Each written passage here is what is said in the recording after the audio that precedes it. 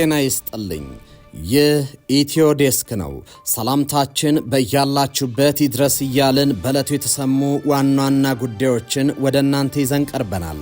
ቻናላችንን ላይክ፣ ሼር እና ሰብስክራይብ ታደርጉ ዘንድ እየጋበዝን የዕለቱን ዜናዎች አበይት ነጥቦችን በማስቀደም አሁን እንጀምራለን።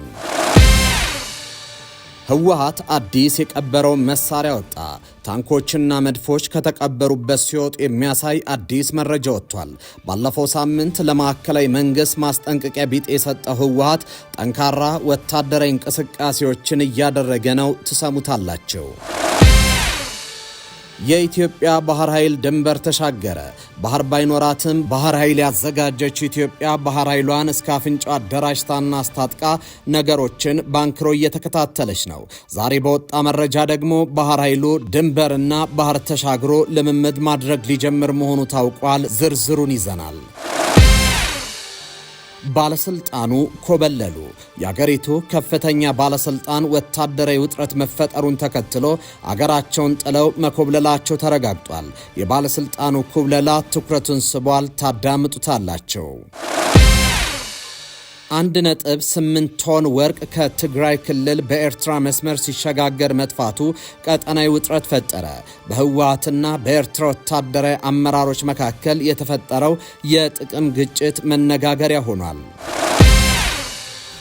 ቀነኒ አዱኛ ተገድላለች እንጂ ራሷን አላጠፋችም ሲል ታላቅ ወንድሟ ተናገረ። የታናሽ ወንድማቸው ሊበን አዱኛ ደህንነትም አደጋ ላይ መውደቁ ተገልጿል። ምነግራችሁ ጉዳይ ነው። በአሜሪካ በተከፈተ ተኩስ 2 ሰዎች ተገደሉ። ግድያው በአሜሪካ ከባድ ውጥረትን ፈጥሯል። የተወደዳችሁ የቻናላችን ቤተሰቦች እነዚህንና ሌሎች መረጃዎችን ይዘናል።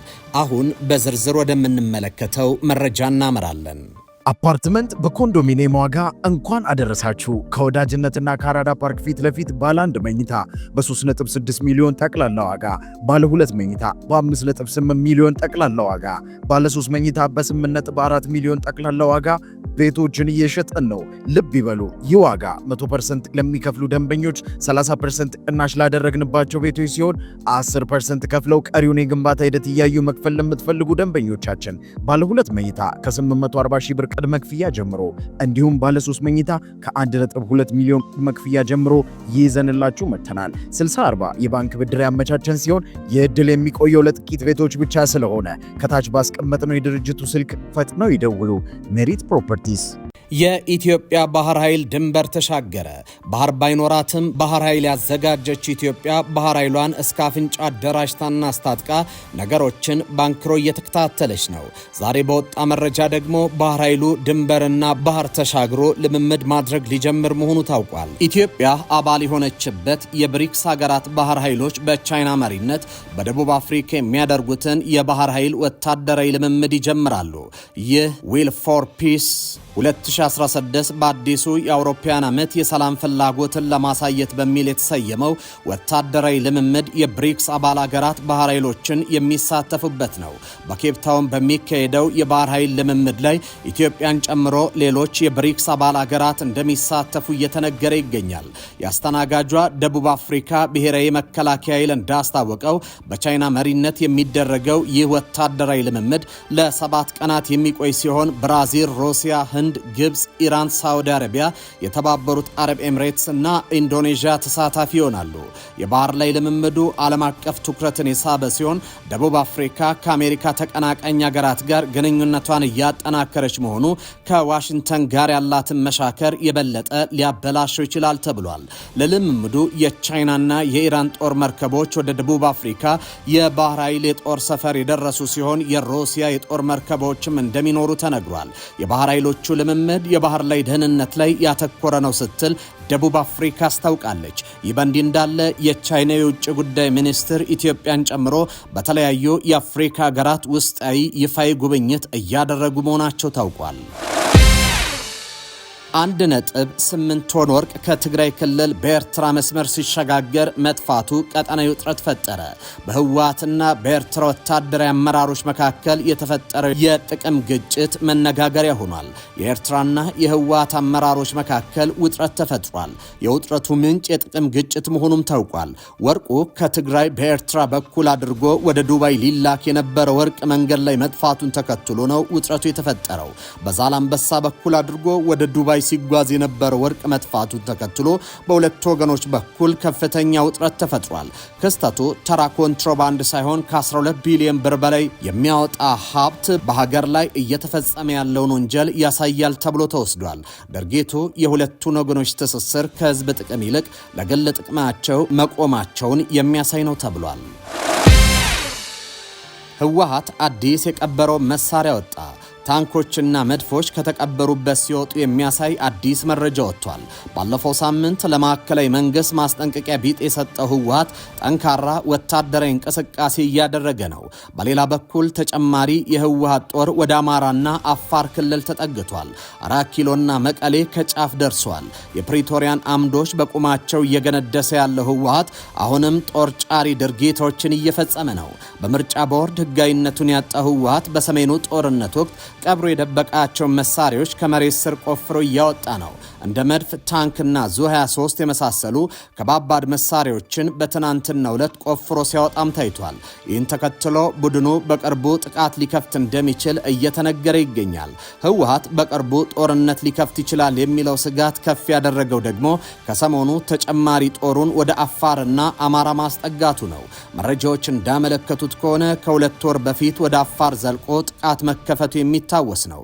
አሁን ደግሞ ተጨማሪ ጥቃት ለመክፈት ከባባድ መሳሪያዎቹንና ወታደሮቹን ወደ አማራና አፋር እያስጠጋ ስለመሆኑ ተዘግቧል። ወደ አማራ ክልል በራያ በኩል ከባድ መሳሪያዎቹን አስጠግቷል የተባለ ሲሆን በዚህም ከመከላከያ ሰራዊቱ ጋር ፍጥጫ ውስጥ ገብቷል።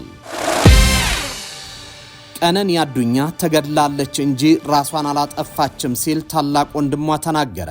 የታናሽ ወንድማቸው ሊበን አዱኛ ደህንነትም አደጋ ላይ መውደቁን ተገልጿል።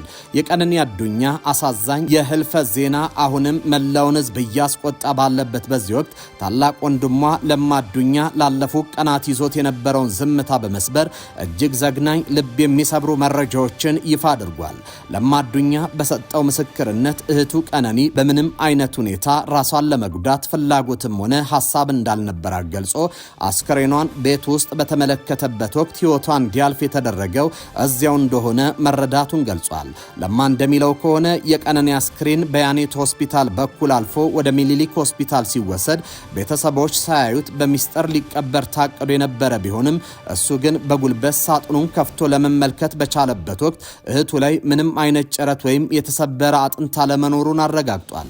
ለምን እኛ ሳናይ ሊቀብሯት ፈለጉ የሚለው ጥያቄ እስካሁን መልስ ያላገኘ ሲሆን አንዳንድ የመንግስት ባለስልጣናት ከተጠርጣሪ ጋር በመተባበር ቤተሰቡ ዝም እንዲል ጫና ሲያደርጉባቸው እንደነበር፣ አሁን ግን እውነታው ለዓለም ይፋ መሆኑን ስላለበት ድምፁን ለማሰማት መወሰኑን ለማ አዱኛ አስታውቋል። ሌላው እጅግ አሳሳቢ ጉዳይ እውነቱን አውጥቷል በሚል የታናሽ ወንድማቸውን ሊበን አዱኛ ደህንነት አደጋ ላይ መውደቁ ነው። ሊበን ሚስጥር አውጥታል በሚል የማስፈራሪያ መልእክቶች እየደረሱት መሆኑ ለማ ገልጾ በወንድሙ ላይ ጉዳት እንዳይደርስ ስጋቱን ገልጿል። ባለስልጣኑ ኮበለሉ። የአገሪቱ ከፍተኛ ባለስልጣን ወታደራዊ ውጥረት መፈጠሩን ተከትሎ አገራቸውን ጥለው መኮብለላቸው ተረጋግጧል። የባለስልጣኑ ኩብለላ ትኩረትን ስቧል። በየመን የሚንቀሳቀሰው ተገንጣይ ቡድን የደቡብ ሽግግር ምክር ቤት ኤስቲሲ መሪ አይድዋሩስ አልዙበይዲ በሶማሌላንድ በኩል አድርገው ወደ ተባበሩት አረብ ኤምሬት መኮብለላቸውን በሳውዲ አረቢያ የሚመራው ጥምር ጦር አሳውቋል። ጥምር ጦሩ በዛሬው ዕለት ባወጣው መግለጫ እንዳመለከተው አልዙበይዲ በሪያድ ተከታታይ የሰላም ንግግሮች እንዲሳተፉ በታቀደው መሰረት ሳይገኙ ቀርተዋል። መሪው ረቡዕ ዕለት በሌሊት ከኤደን ወደ ሶማሌላንድ በርበራ ወደብ በመጓዝ ጀልባ ተሳፍረው በውድቅት ሌሊት ማምለጣቸው በመግለጫው ተጠቁሟል። እንደ መግለጫው ከሆነ አልዙበይዲ በርበራ ከደረሱ በኋላ ከተባበሩት አረብ ኤምሬት መኮንኖች ጋር በመሆን በአውሮፕላን ወደ ሶማሊያ ዋና ከተማ ሞቃዲሾ ተጉዘዋል።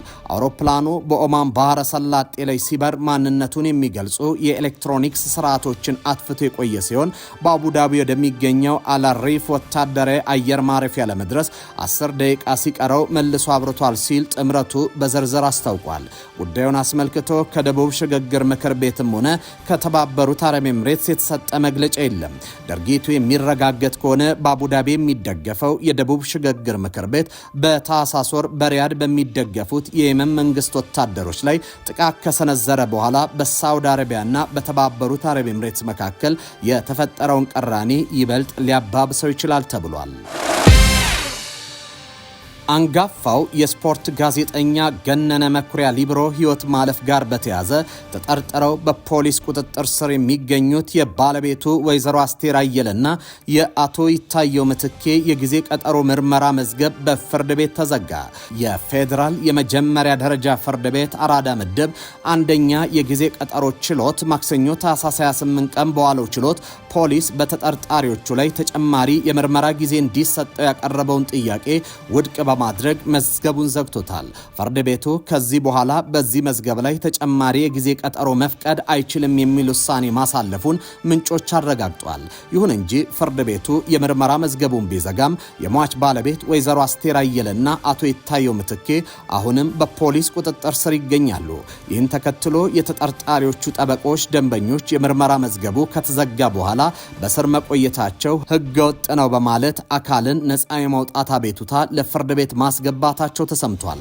ጋዜጠኛ ገነነ መኩሪያ ከዚህ ቀደም ባጋጠመው የጋንግሪን ህመም ምክንያት የቀኝ እግሩን ያጣ ሲሆን ይህን ተከትሎ በድብርትና ከሰዎች በመራቅ ዋካንዳ በተባለ ሆቴል ውስጥ ያርፍ ነበር። ጥር 12 ቀን 2016 ዓ.ም በዚህ ሆቴል ህይወቱ አልፎ የተገኘ ሲሆን ከወራት በኋላ ቤተሰቦቹ በጋዜጠኞቹ አሟሟት ላይ ጥርጣሬ እንዳላቸው መግለጻቸውንና ሚዲያዎቹም ቀጥተኛ ምስክር አለ ብለው መዘገባቸውን ተከትሎ ፖሊስ ምርመራ ሲያደርግ ቆይቷል። ከሁለት ወራት በፊት ፖሊስ ወይዘሮ አስቴርን አቶ ይታየው ምትኬንና የሆቴሉን ባለቤት በቁጥጥር ስር አውሎ የነበረ ሲሆን የሆቴሉ ባለቤት ቀደም ብለው መለቀቃቸው ይታወሳል። በፖርትላንድ ኦሪገን የአሜሪካ የፌዴራል የጸጥታ ኃይሎች ተኩስ ከፍተው 2 ሰዎች ቆስለዋል ሲሉ ባለስልጣናት ተናግረዋል። የከተማዋ ፖሊስ መምሪያ በሰጠው መግለጫ አንድ ወንድና አንድ ሴት ወደ ሆስፒታል እንደተወሰዱና ሁኔታው እንደማይታወቅም አሳውቋል። የአገር ውስጥ ደህንነት መምሪያ DHS ክስተቱን አንድ የቬንዙዌላ ወሮበላ ቡድን አባል በመኪና የጸጥታ ኃይሎችን ለመግጨት ሲሞክር መፈጠሩን ተናግሯል። በሚኒያፖሊስ አንድ የፌዴራል የጸጥታ ኃይል አንዲት ሴት መግደሉን ተከትሎ በአሜሪካ ከተሞች ውስጥ የፌዴራል ሕግ አስከባሪ ተግባራትን በመቃወም ተቃውሞ መከሰቱን ተከትሎ ያጋጠመ ክስተት መሆኑ ታውቋል። የመኪናው ተሳፋሪና ኢላማ የተደረገው ግለሰብ ዴ አራጓ ከተሰኘው ቡድን ጋር ግንኙነት ያለውና በቅርቡ በፖርትላንድ በተፈጸመ የተኩስ ልውውጥ የተሳተፈ ሕገወጥ የቬንዙዌላ ዜጋ ነው ሲል DHS በኤክስ ገጹ ላይ በለጠፈው መግለጫ አስታውቋል። የሕግ አስከባሪዎቹ ለተሽከርካሪው ተሳፋሪ ማንነታቸውን ሲገልጹ አሽከርካሪው ተሽከርካሪውን እንደ ጦር መሳሪያ በመጠቀም የሕግ አስከባሪ ወኪሎችን ለመግደል ሞክሯል። አንድ የጸጥታ ኃይል ለሕይወቱና ለደህንነቱ በመስጋት ጥይት ተኩሷል። አሽከርካሪው ከተሳፋሪው ጋር መኪናውን በመጠቀም ከቦታው ሸሽተው ሄደዋል። የፖርትላንድ ፖሊስ በወጣው መግለጫ ፖሊሶቻቸው በጉዳዩ ውስጥ እንዳልተሳተፉና የተኩስ ሪፖርቶችን ከተቀበሉ በኋላ መሰማራታቸውን ገልጿል። በጥይት የተመቱት 2 ሰዎች ማንነት አልታወቀም። ፖሊስም ከተኩሱ ቦታ ርቀው መገኘታቸውን አስታውቋል። ፖሊሶች ወደ ሆስፒታል ከመወሰዳቸው በፊት የአደጋ ጊዜ ሕክምና ባለሙያዎችን ጠርቷል ሲል መግለጫው አክሎ ያሉበት ሁኔታ አይታወቅም ሲል ገልጿል። የአሜሪካ ሚዲያዎች የፖሊስ ምንጮችን ጠቅሰው እንደዘገቡ ከሆነ በጥይት የተመቱ የተጋቡ ጥንዶች ናቸው።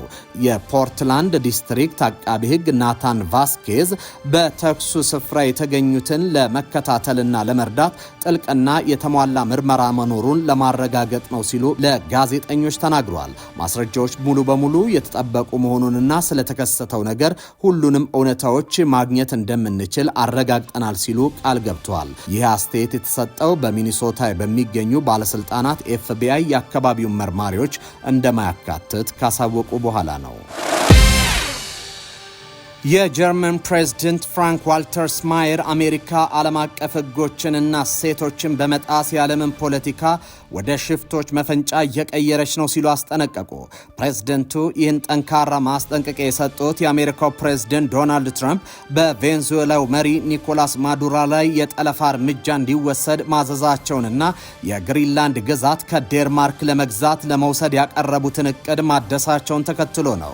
ስታይንማየር ለ70ኛ ዓመት ልደታቸው በተዘጋጀ መድረክ ላይ ባደረጉት ንግግር ይህንን የዓለም ስርዓት እንድትገነባ ያገዘቻቸው ዋነኛ አጋራችን አሜሪካ እሴቶችን እያፈራረሰች ነው ሲሉ ስጋታቸውን ገልጿል። አያይዘውም ዓለም የሀያላን የፈለጉትን የሚያደርጉበት ደካማ ሀገራት መብት የሌላቸውና የዓለም ፖለቲካ ወደ ሽፍቶች መፈንጫነት እንዳይቀየር ጥረት መደረግ እንዳለበት አሳስበዋል። እንደኛ ያሉ መካከለኛ አቅም ያላቸው ሀገራት ወደ ታሪክ ህዳግ ለመክፋት ሙከራ እየተደረገ ነው። ደካማ ሀገራት ደግሞ ምንም ጠባቂ የላቸውም ብለዋል። የፈረንሳይ ፕሬዝዳንት ኢማኑኤል ማክሮንም በተመሳሳይ አሜሪካ የምትከተለው አካሄድን ተችቷል። ማክሮን ለፈረንሳይ ዲፕሎማቶች በሰጡት መግለጫ አሜሪካ የተመሰረተችው ሀያል ሀገር ብትሆንም ቀስ በቀስ ፊቷን ከአጋሮቿ እያዞረችና ከዚህ በፊት ስታራምደው ከነበሩ ዓለም አቀፍ ህጎች ራሷን እያላቀቀች ነው ብለዋል። ማክሮን አሜሪካ ማዱሮ ከስልጣን ለማስወገድ የተጠቀመችበትን ዘዴ እንደማይቀበሉትም ገልጿል። በሌላ በኩል ፕሬዝዳንት ትራምፕ ለኒውዮርክ ታይምስ በሰጡት ቃለ ምልልስ እኔ ዓለም አቀፍ ህግ ያስፈልገኝም ሲሉ ተደምጧል። ትራምፕ አክለውም የምመራው በራሴ ፍርድና በራሴ የሞራል ህግ ነው፣ እኔን ሊያስቆመኝ የሚችለው እሱ ብቻ ነው በማለት እርምጃውን ተከላክሏል። አሜሪካ በቬንዙዌላ የወሰደችውን ወታደራዊ እርምጃ ማዱሮን በእጽ ዝውውር ወንጀል ለመያዝ የተደረገ የፖሊስ ኦፕሬሽን ነው ስትል ሰኞ ዕለት ፍርድ ቤት የቀረቡት ማዱሮ ግን እኔ የጦር እስረኛ ነኝ በማለት ንጽህናቸውን ተናግረዋል። ቬንዙዌላ የአሜሪካንን ድርጊት የሉዓላዊነት ጥሰት ስትል አውግዘዋለች። አፓርትመንት በኮንዶሚኒየም ዋጋ እንኳን አደረሳችሁ። ከወዳጅነትና ከአራዳ ፓርክ ፊት ለፊት ባለ 1 መኝታ በ3.6 ሚሊዮን ጠቅላላ ዋጋ፣ ባለ 2 መኝታ በ5.8 ሚሊዮን ጠቅላላ ዋጋ፣ ባለ 3 መኝታ በ8.4 ሚሊዮን ጠቅላላ ዋጋ ቤቶችን እየሸጠን ነው።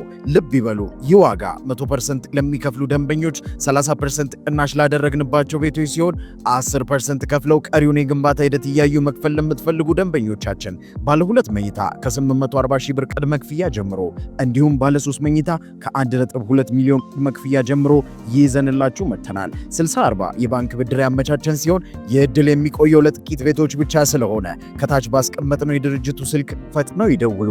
ሜሪት ፕሮፐርቲስ። የተወደዳችሁ ተመልካቾቻችን ለሰዓቱ የነበሩን ዜናዎች እኚህ ነበሩ። በያላችሁበት ሰናይ ጊዜ